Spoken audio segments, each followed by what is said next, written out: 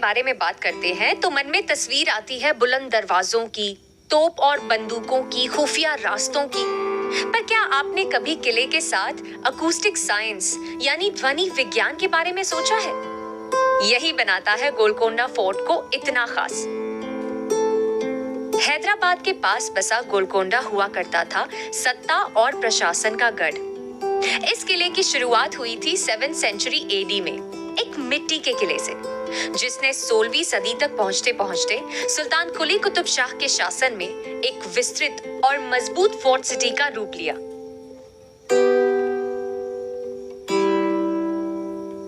पर मैं ये सोच रही हूँ कि इन अकूस्टिकल सिस्टम्स का इजाद क्यों और कैसे हुआ?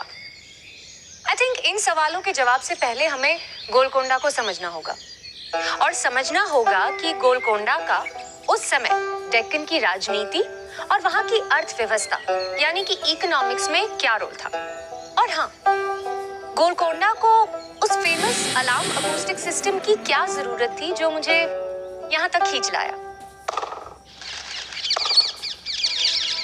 बीते समय में गोलकोंडा एक जरूरी ट्रेड रूट पर पड़ता था। हीरो की कोलूर माइंस पास में ही थी और इसके चलते वो हीरो के व्यापार का भी केंद्र बनता जा रहा था।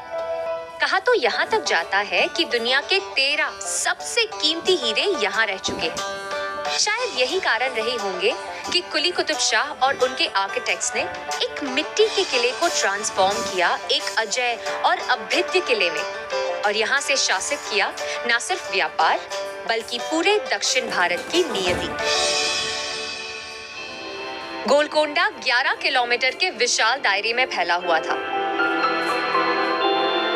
4 जिलों में विभाजित इस किले में थे कई दरवाजे, महल और हॉल्स, इबादत के लिए मस्जिद, यहाँ तक कि एक शव स्नान घाट भी यानी मौचरी बाथ। सुंदरता और व्यवहारिकता का बढ़िया मिश्रण। पर शायद इन सब में सबसे इनोवेटिव तकनीकी एडवांसमेंट था गोलकोंडा की डिफेंस प्रणाली में ध्वनि विज्ञान का प्रयोग। इससे एक बात तो साफ हो जाती है, उस समय में यहाँ के आर्किटेक्ट्स साउंड एको और उसकी एम्प्लीफिकेशन दोनों को अच्छी तरह जानते और समझते थे। कमरे बांधने तभी तो उन्होंने मिट्टी के बर्तनों को, जो कि साउंड रिफ्लेक्शन के लिए जाने जाते हैं, यूज किया बिल्डिंग के बाकी मटेरियल्स के साथ।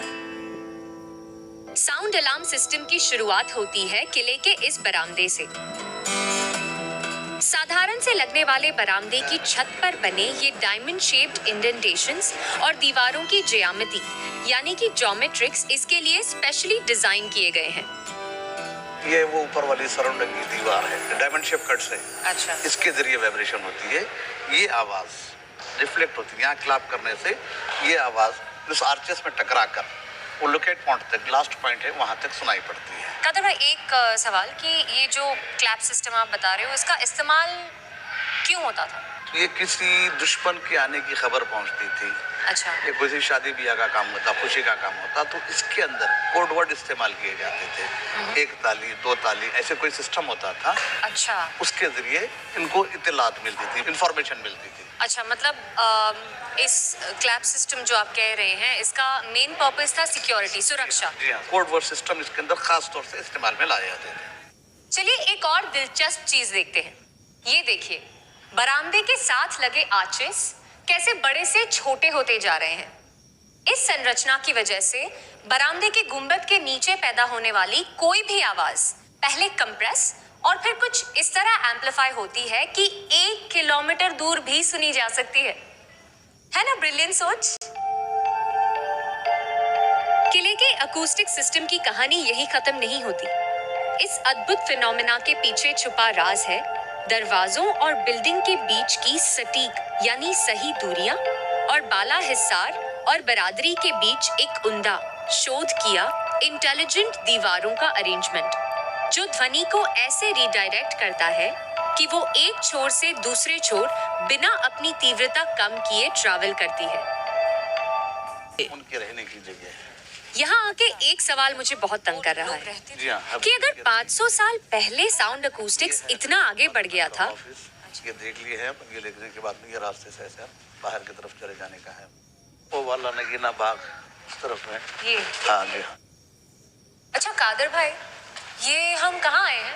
अभी हम जजमेंट हॉल में जा रहे हैं। Judgement hall? जी हाँ, जहाँ पे फैसला और फरियाद सुनी जाती थी। अच्छा। जैसे मुगल खानदान में डंका सिस्टम था, यहाँ पर क्लैपिंग सिस्टम है।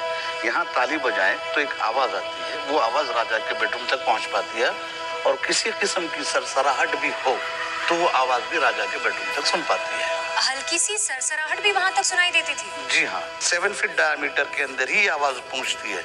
7 फीट के आगे जाएं या पीछे जाएं तो आवाज सुनाई नहीं पड़ती आपको। जैसे कि ये गूंज,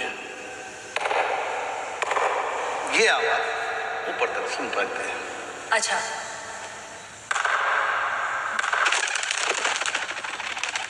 मैं ऐसे कपड़ा बजाऊं यहाँ पर तो उसकी एक गूंज पैदा होती है, वो सुनिए आप, ये आवाज आपको सुनाई पड़ती है।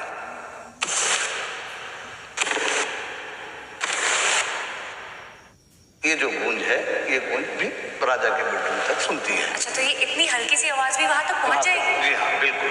वहाँ से राजा आएंगे, उसके अंदर बैठते हैं, वहाँ उनका बैठने का सिंहासन होता था। कोई होशियार आदमी कपड़े में चाकू, छुरी, खंजर छुपा कर लाए तो वो खींचेगा, तो उसकी एक सरसराहट होती है। तो इसी के लिए ये सिस्टम रखा गया था, ये गूंज, ये सरसराहट वहाँ तक पहुँच पाती है और राजा होशियार हो जाते हैं। हैदराबाद और गोलकोंडा फोर्ट का इतिहास आपस में गुथा हुआ है। इस कनेक्शन में बसी है एक दिलचस्प कहानी सुल्तान कुली कुतुब शाह और हिंदू नर्तकी भागमती के इश्क की। सुल्तान ने भागमती को अपनी बेगम बनाया और हैदर महल के खिताब से नवाजा, और इसी खिताब ने हैदराबाद को अपना नाम दिया। और अब मैं अनुभव करने जा रही हूँ किले की सर्वोत्तम रचना को।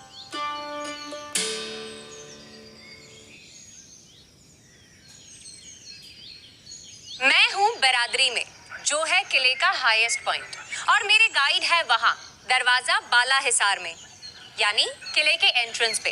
तो आइए देखते हैं क्या ये काम करता है।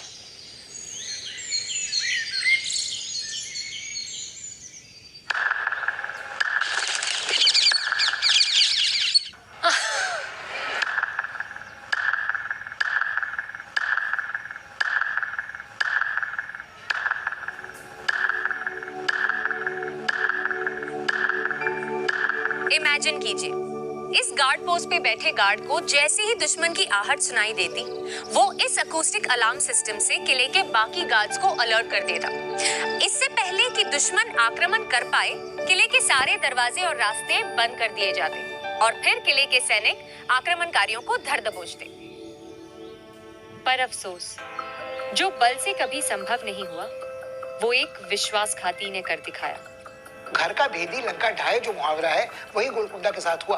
जब औरंगजेब ने इस पर हमला किया तो जिसके पास दरवाजे की कुंजी थी, उस व्यक्ति को उसने घूस देकर, लालच देकर अपनी तरफ कर लिया, और जब कोई चौकन्ना नहीं था, उसने उसकी हमलावरों को भीतर प्रवेश करने का मौका दिया। और इस तरह हुआ गोलकोंडा के इतिहास में कुतुब शाही सल्तनत के सुनहरे अध्याय का अंत।